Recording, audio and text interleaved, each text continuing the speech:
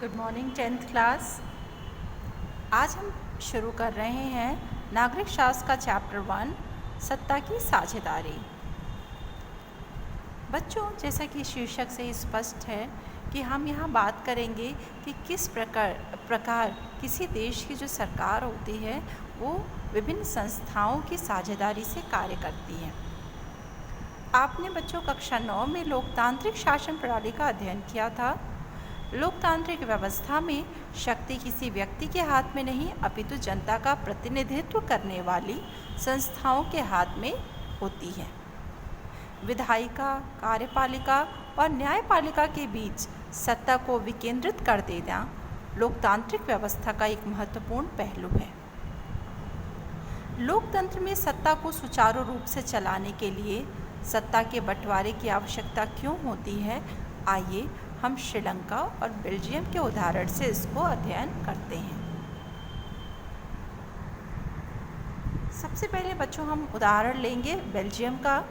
Belgium जो कि Europe का एक छोटा सा देश है जिसका क्षेत्रफल भारत के हरियाणा राज्य से भी कम है।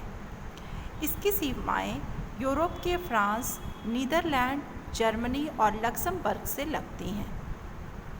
इस देश की आबादी कुल 1 करोड़ से थोड़ी ही अधिक है। इस छोटे से देश की जातीय बनावट बहुत जटिल है। देश में कुल आबादी का 59% फ्लेमिश इलाके में रहता है और डच बोलता है। फ्लेमिश यानी कि फ्लैंडर्स इलाके में रहने वाले लोग। शेष 40% वेलोनिया क्षेत्र में रहते हैं और फ्रेंच भाषा बोलते हैं। 1% लोग जर्मन बोलते हैं। राजधानी ब्रुसेल्स में 80% फ्रेंच व 20% डच भाषा बोलने वाले लोग रहते हैं। अल्पसंख्यक फ्रेंच भाषी लोग तुलनात्मक रूप से ज़्यादा समृद्ध और ताकतवर हैं। 1950 से 1960 के दशक में फ्रेंच व डच भाषा समूहों में अत्यधिक तनाव बढ़ गया आपसी वर्चस्व को लेकर। दोनों भाषा समूह अपने आप को ज़्यादा शक्तिशाली मानते थे। इन दोनों के बीच सबसे तीखा जो टकराव देखने को मिलता है वो राजधानी ब्रुसेल्स में। इस समस्या का समाधान करने के लिए बेल्जियम की सरकार ने क्षेत्रीय और सांस्कृतिक विविधता को स्वीकार करते हुए 1970 और 1993 के बीच अपने संविधान में 4 संशोधन किए और बेल्जियम का एक आदर्श मॉडल बनाने का प्रयास किया। संविधान में यह स्पष्ट प्रावधान है कि सरकार में डच और फ्रेंच भाषी मंत्रियों की संख्या एक समान रहेगी। वह कुछ विशेष कानून तभी बन सकते हैं जब दोनों भाषा समूहों का बहुमत उसके पक्ष में होगा। इस प्रकार बेल्जियम की सरकार ने, बेल्जियम के संविधान ने दोनों भाषा समूहों को एक समान वरीयता दी जिससे उनके बीच किसी भी प्रकार का असंतोष उत्पन्न न हो। केंद्र सरकार की अनेक शक्तियां दोनों क्षेत्रीय सरकारों को सौंप दी गईं और उसमें केंद्र सरकार का कोई हस्तक्षेप नहीं है। दोनों क्षेत्रीय सरकारें यानी कि फ्रेंच भाषी सरकार और डच भाषी सरकार 2 अलग क्षेत्र बना दिए गए, दोनों को अलग अलग शक्तियां प्रदान कर दी गईं और केंद्र सरकार का उसमें कोई हस्तक्षेप नहीं होता है। राजधानी ब्रुसेल्स में अलग प्रकार की सरकार है जिसमें दोनों समुदायों को समान प्रतिनिधित्व प्राप्त है। केंद्र व राज्य सरकारों के अतिरिक्त यहाँ पर एक तीसरे स्तर की सरकार भी काम करती है जिसे हम सामुदायिक सरकार कहते हैं। इस सरकार का चुनाव डच, फ्रेंच और जर्मन बोलने वाले समुदाय करते हैं। इस सरकार को संस्कृति, शिक्षा व भाषा के मुद्दों पर फैसला लेने का अधिकार है। बेल्जियम की यह व्यवस्था वहाँ के भाषाई समूहों में बेहद सफल रही। इससे गृह युद्ध की संभावनाओं पर विराम लग गया व किसी भी प्रकार का जो तनाव है वो समाप्त हुआ। देश की एकता और अखंडता और मजबूत हुई।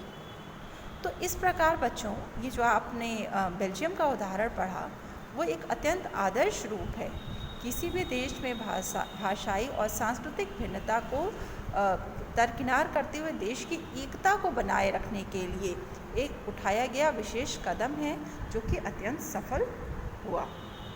गृह युद्ध क्या है बच्चों? किसी देश के विभिन्न समुदायों में परस्पर कलह व अराजकता की स्थिति गृह युद्ध कहलाती है।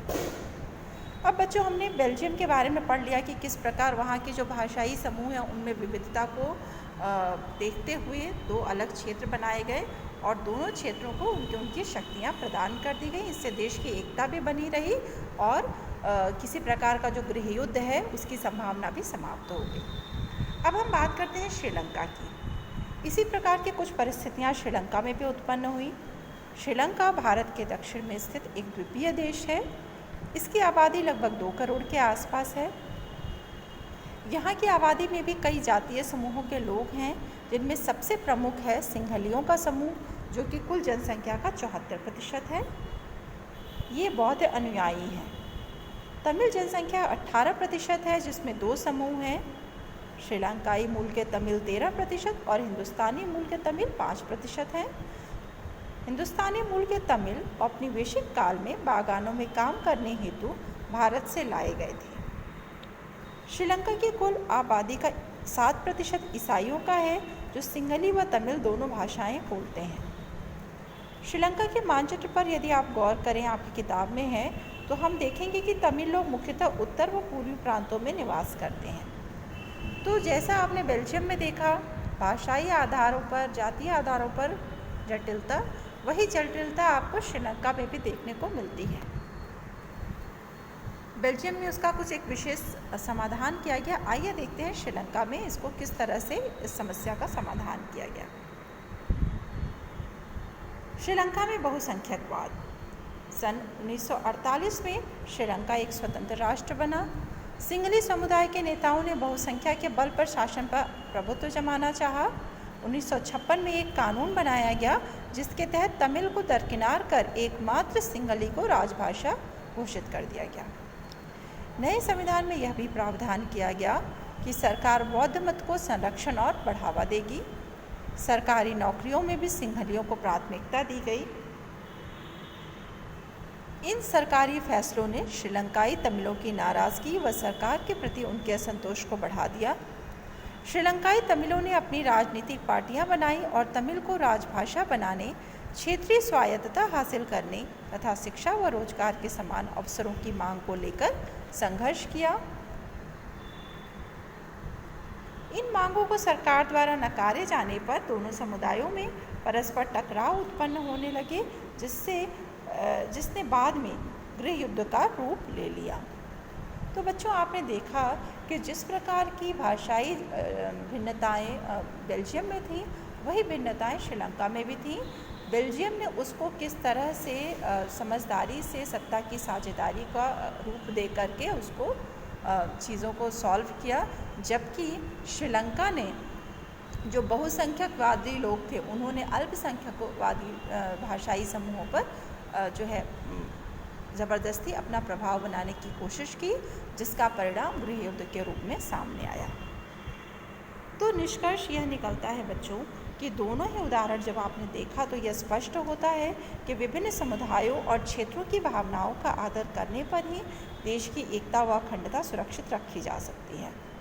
जहां बेल्जियम में दोनों पक्ष फ्रेंच व डच सत्ता में साझेदारी करने पर सहमत हुए, वहीं श्रीलंका में बहुसंख्यक समुदाय द्वारा दूसरे समुदायों पर प्रभुत्व कायम करने के फैसले से देश की एकता ही खतरे में पड़ गई।